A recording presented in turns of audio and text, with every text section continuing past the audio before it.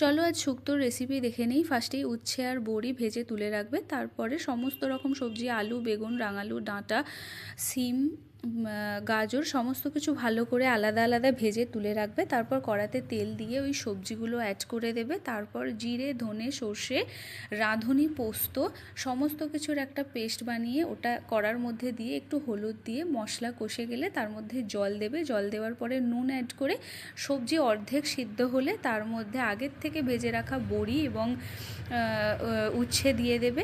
তারপর কড়াইতে তেল দিয়ে তেজপাতা, শুকনো লঙ্কা আর 5 ফোড়ন দেবে।